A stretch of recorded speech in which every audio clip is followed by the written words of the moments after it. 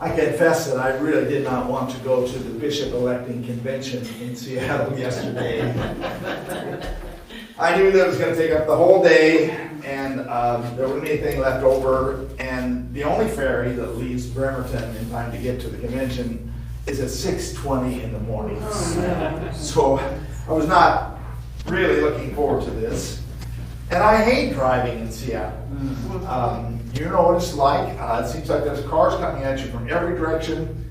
You never know what lane you're supposed to be in, and it's just chaos. And besides that, I'm retired. I don't have to go to the convention anymore. There are plenty of people in the diocese that can come together and elect a new bishop without me. And after all, it's just a bishop. You know, the chief administrator of our church. A lot of people are going to be there. Do we really need to have several hundred people come from all parts of the diocese and spend their whole day at this election? I mean, wouldn't it be just as easy to have the board of directors elect one of the four nominees that the search committee came up with? I mean, any one of the four would do fine. So why do I have to go? And who would even want this job as bishop? I wouldn't. This person is going to have to make hard decisions about, budgets and buildings and congregations. I mean, I wouldn't want to be the bishop. So as you can see, I was doing everything I could to talk myself out of going to this convention. And then my priest friend, Kathleen, called me. She's retired just like me, and she says, "You going? You want to go together?" So I said, all right. I'll drive, we'll go on the ferry, and we'll have breakfast before convention. So got up at 5 o'clock in the morning, took the 6:20 ferry, and we arrived in due time at the convention in St. Mark's Cathedral. It is packed. According to these little electronic voting devices we have, there are 373 people there. And that pretty much fills up that cathedral. There were no empty seats. It was full. So we started the day with morning prayer. And when I felt those voices singing and the music swelling throughout the whole church, I felt something stirring in my soul. 373 people gathered all together in one place. The organ sounding like the rush of a mighty wind. All those voices together. On my right was Kathleen, who was sung professionally, beautiful soprano. On my left was a man I didn't know, but had a beautiful baritone voice. And when we got to the middle verses of the hymn, we broke into 4-part harmony. I mean, it was glorious singing. Have you heard that organ at the cathedral? Yeah. There is something about the cathedral that just lifts me up. I know it's just a building, just concrete and timber and glass. It's no more holy than the place we're in right now. The people there are holy, but they're no more holy than the holy people here today.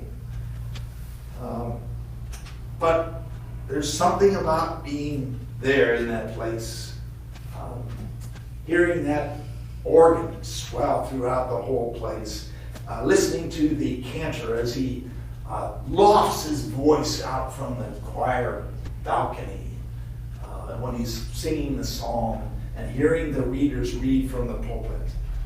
In my bones, I feel, this is the house of God. This is the temple of the Almighty.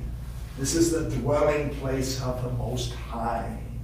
And I look around at those 373 people who have gathered, and many of them I know are familiar with a little bit. And I sense this mood of expectancy.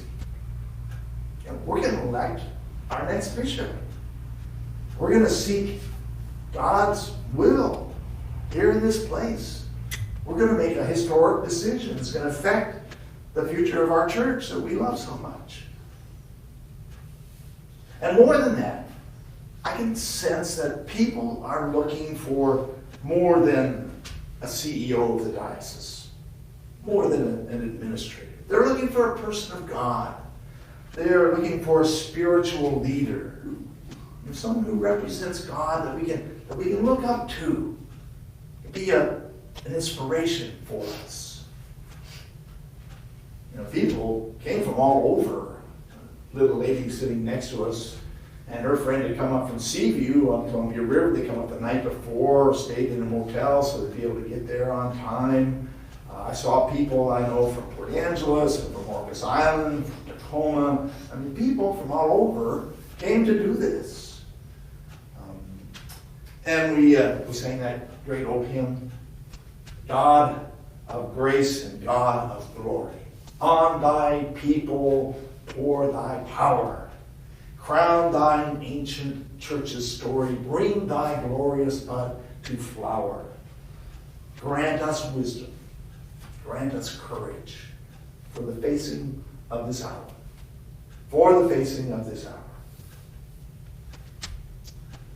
Well, I couldn't help but compare the convention yesterday to the reading from the Acts of the Apostles this morning for Pentecost Day. That story in the Acts of the Apostles is about the first coming of the Holy Spirit. The disciples were all gathered together in one place, it says, when they heard a sound like the rush of a mighty wind, and flames of fire appeared over the heads of each of the disciples. And they began to speak in tongues, in languages that they didn't even know. All together in one place. That sort of rings a bell. They were praying, they were waiting for the Holy Spirit, and they heard this sound like the rush of a mighty wind. It wasn't exactly an organ, but it was sort of similar. There was a sound like the wind of the very first day of creation in the book of Genesis. There were people there from all over the known world. Residents of Mesopotamia, Elamites, Medes, and residents of Cappadocia and Judea, and all over the world, even further than Port Angeles and Orcas Island. And when they heard the disciples speaking, speaking in their own languages, they said, well, what is this?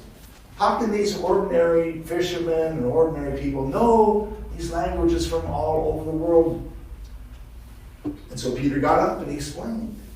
This is what was prophesied by the prophet Joel so many hundreds of years ago. God said to Joel, in the days to come, I will pour out my flesh, my spirit upon all flesh. Your sons and your daughters will prophesy, and your young people will have visions, and your old people will dream dreams. That's sort of what I felt yesterday. There wasn't any actual flames above the people, but it sort of felt like it. I felt the presence of the Holy Spirit in that place as we were gathered all together, and it gave me a shiver.